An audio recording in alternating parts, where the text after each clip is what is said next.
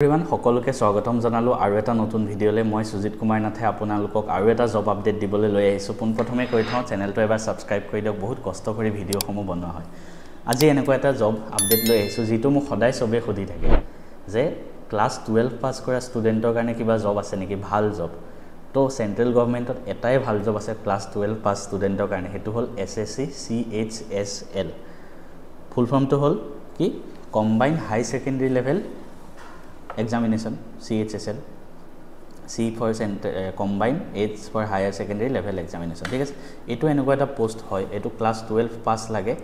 আৰু হেবুলি ইমানো বেয়া জব নহয় আমাৰ অসমৰ যি কেটা ADRE এক্সাম হয় গ্ৰেড 3 তাতকে বেছি ভাল জব CHSL হয় SSC CHSL স্যালাৰিও বহুত ভাল পোষ্টও বহুত ভাল সম্মানও পাব ইমান ওয়াৰ্ক প্ৰেছাৰ নাথাকে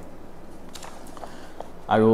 আপুনি টাইমও পাব বেলেগ এক্সামৰ প্ৰিপাৰেচন কৰিবলৈ তো মই ভালকে ডিটেইলছত গুটেখিনি কথা পাতিম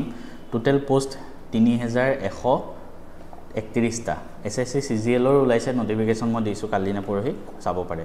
তো এইখিনি পোষ্ট ওলাইছে অল ওভাৰ ইন্ডিয়াত আৰু ভালেখিনি পোষ্ট হয় বহুতে ভাবিব পাৰে ইমান কম পোষ্ট অল ইন্ডিয়াত 3000 মাত্ৰ সেন্ট্ৰেল গভৰ্ণমেণ্টৰ জব কেটাত আমাৰ অসমৰ ল'ৰা-ছোৱালীয়ে ভয় খায় মই এটা কথা কৈছো মই তিনটা সেন্ট্ৰেল গভৰ্ণমেণ্টৰ জব ক্ৰেক কৰিছিল ফাৰ্স্ট ওয়াজ IBPS ক্লাৰ্ক তাৰ পিছত PNB জব কৰিলো তাৰ পিছত মই IBPS IT officer SO IBPS SO টুত ক্ৰেক কৰিছিলো হেতুত মাত্ৰ গুটে ভাৰতৰ ভিতৰত 120 টা পোষ্ট আছিল তাৰ ভিতৰত মই পাইছো ভাবক আপুনি হালে কি কৰিলে হয় জনে কয় যে পোষ্ট বহুত কম আছে এই পোষ্ট বহুত কম তেনেকে কৈ থৈ দিলে হয় তাৰ পিছত আৰু এটা পাইছিলো এতিয়া জত কৰি আছো হেতুত মাত্ৰ 10 টা পোষ্ট আছিল তেনেহলে ভাবক এতিয়া মই আপোনালোকক এটা এটাকে ডিটেইলছ কৈ যাওঁ 3131 টা পোষ্ট কেটা কি আছে LDC মানে লোৱাৰ ডিভিজন ক্লাৰ্ক আৰু JSA আৰু DEO মানে ডাটা এন্ট্ৰি অপাৰেটৰ ঠিক আছে গভৰ্ণমেণ্ট জব হয় গুটে কেটা প্ৰথম ৰেজিষ্ট্ৰেচন ডেট 23 জুনৰ পৰা আৰম্ভ হৈছে আৰু 18 জুলাই লৈকে থাকিব ঠিক আছে ইম্পৰ্টেন্ট ডেট কেটা কলো তাৰ পিছত তাৰ উপৰি লাষ্ট ডেট 18 জুলাই লৈকে এপ্লাই কৰা আৰু এক্সাম ফাৰ্স্ট জনটো প্ৰিলিমছ হ'ব 8 পৰা 18 সেপ্টেম্বৰ লৈকে এক্সামটো হ'ব মানে আমাৰ হাতত এতিয়া ধৰক জুনৰ লাষ্ট আছে জুন জুলাই আগষ্ট দুমাহ আছে মোটামুটি আমাৰ হাতত প্ৰিপাৰেচনৰ কাৰণে দুমাহ আছে দুমাহত আমি এক্সামটো ক্ৰেক কৰি দিব পাৰিম আৰু এটো এনেকুৱা নহয় কি আপুনি হাই সেকেন্ডাৰী পাস কৰি দিব লাগে কোনবা যদি ডিগ্ৰীও পাস কৰি গল হিউ এক্সামটো দিব পাৰে ভাল জব হয় মানে ADRE তকে বহুত ভাল জব হয় গতিকে হিউ দিব পাৰে আপুনি এটো জব কৰি পেলাই পিছত বেলেগ এক্সামৰ প্ৰিপাৰেচন কৰি থাকক CGL পঢ়ি থাকক যাৰ SSC ফিল্ডতে যাব মন আছে তাৰ পিছত ইয়াত কি জব আছে মই কলো এটা ডাটা এন্ট্ৰি অপাৰেটৰ এটা লোৱাৰ ডিভিজন ক্লাৰ্ক আৰু JSA আছে মানে জুনিয়ৰ সেক্ৰেটাৰিয়েট এসিস্টেন্ট ঠিক আছে আৰু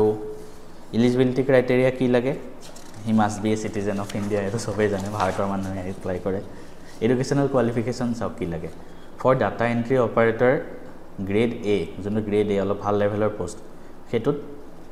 কি হ'ব লাগে ক্লাস 12 পাস কৰিব লাগে ঠিক আছে আৰু যোনটো লোৱাৰ ডিভিজন ক্লাৰ্ক ঠিক আছে আৰু ডাটা এন্ট্ৰি অপাৰেটৰ কেটা উপৰ যোন কেটা কলো মানে হেকেটা সব মিনিষ্ট্ৰীৰ কাৰণে কিন্তু কিছুমান ministry except DO in department ministry class 12 pass কৰিব লাগে in science stream with mathematics as a subject from recognized board or equivalent ঠিক আছে তাৰ মানে কি জানেনে আপোনাৰ যোনটো মই ওপৰত কথাটো কলো গ্ৰেড DO বা data entry operator ministry of consumer affairs food and public distribution আৰু কালচাৰ আৰু SSC যোনটো SSC ভিতৰতে সেই কেটাত পাবৰ কাৰণে আপুনি যিকোনো পাস কৰিলে হ'ল কিন্তু তাৰ বাহিৰে বেলেগ কেটা ডিপাৰ্টমেন্টত পাবলে কিছুমান স্পেশাল ডিপাৰ্টমেন্টত পাবলে আপোনাৰ মেথ সাবজেক্টটো থাকিব লাগে হেতুই আলটিমেটলি কথা ইমান বেছি ডিটেইলছত যাব নালাগে নোটিফিকেশনৰ ডিটেইলছটো পাই যাব ঠিক আছে এপ্লিকেশন ফিজটো 100 টকা হয় আৰু ফিমেল ক্যান্ডিডেট হলে 0 আৰু SC ST PWD হলে 0 এক্সামটো কেনেকুৱা হয় হেতু মেইন কথা হয় সো SSC CGL যোনটো প্ৰিলিমছ এক্সাম হয় হেতুত 100 টা কোৱেশ্চন আহে 100 টা প্ৰশ্ন কি আহে জেনাৰেল ইন্টেলিজেন্স মানে ৰিজনিংৰ 25 টা কাৰেন্ট এফেয়াৰ্স আৰু জিকে মিলি জেনাৰেল অ্যাওয়াৰনেস তাৰ 25 টা কোয়ান্টিটিভ এপ্টিটিউড মানে ম্যাথস 25 আৰু ইংলিশ ল্যাঙ্গুয়েজ বেসিক নলেজ 25 তো ম্যাথস ইংলিশ ৰিজনিং আৰু জিকে 25 100 টা প্ৰশ্ন আৰু এটা প্ৰশ্ন 2 নম্বৰকে থাকে তাৰ মানে 200 নম্বৰ টোটেল সময় পাব 60 মিনিট মানে 1 ঘণ্টা 1 ঘণ্টাত 100 নম্বৰ সৰি 100টা প্ৰশ্ন 200 নম্বৰ আৰু ভুল হলে নেগেটিভ -0.5 যায় ঠিক আছে সিলেবাস বা ডিটেইলছ আমি অলপ ডিটেইলছত বেলেগ এটা ভিডিঅত যদি লাগে মই ডিসকাস কৰি লম তাৰ পিছত টিয়াৰ 2 এক্সাম হ'ব যোনে হেতু পাস কৰিব সো টিয়াৰ 2 এক্সাম প্যাটাৰ্নটো যোনটো আছিলে তো টিয়াৰ 2ত আপোনাৰ কি কি আহে জানেনে বহুত কেটা পাৰ্ট আছে টিয়াৰ 2ত ফাৰ্স্ট সেকশনত 2 ঘণ্টা 15 মিনিট সময় পায় তাত কি আহে জানেনে ম্যাথছ আৰু ৰিজনিং 30টা কোৱেশ্চন 60টা এটাত 3 নম্বৰকে থাকে 180 মাৰ্কস পাব ঠিক আছে আৰু তাৰ পিছত আহে ইংলিশ আৰু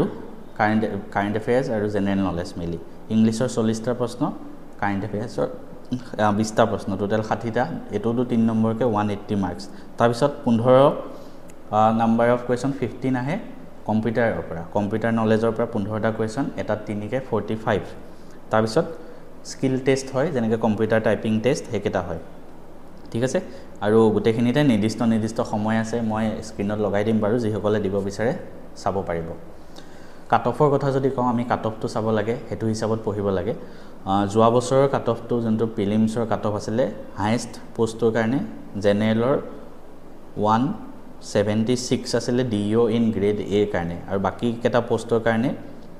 157 তাৰ মানে আপুনি 180 টাৰ্গেট কৰি প্ৰিলিমছত বহক মক টেষ্ট দিলে 180 টাৰ্গেট কৰি পেলাই মক টেষ্ট বিলাক দিব আৰু স্যালাৰি ষ্ট্ৰাকচাৰটো মই লাষ্ট কৈ যাওঁ ডিও যোনটো হয় গ্ৰেড এ হেতুত হাইয়েষ্ট পোষ্টত যদি স্যালাৰি যায় আপুনি 35000 ইন হ্যান্ড পায় আৰু বাকি এলাউন্সটো আছে মানে 40000 মান আপোনাৰ হাতত আহিব হাইয়েষ্ট পোষ্টত আৰু হেতু ইনক্ৰিজ হৈ গৈ থাকে লাহে লাহে আমাৰ আসাম গভৰ্ণমেণ্টৰ জব কেটাতকেটো বহুত ভাল জব হয় কেটা আসাম গভৰ্ণমেণ্টৰ এডিআৰই গ্ৰেড 3 কেটাতকে তো ভালকে প্ৰিপাৰেচন কৰক আৰু এটো পোষ্ট পালে আপুনি বেলেগ সিজিএলৰ কাৰণে প্ৰিপেয়াৰ কৰিব পাৰে বা বেংকিংৰ কাৰণে প্ৰিপেয়াৰ কৰিব পাৰে তাৰ পিছত হেতু আপোনাৰ ওপৰত কথা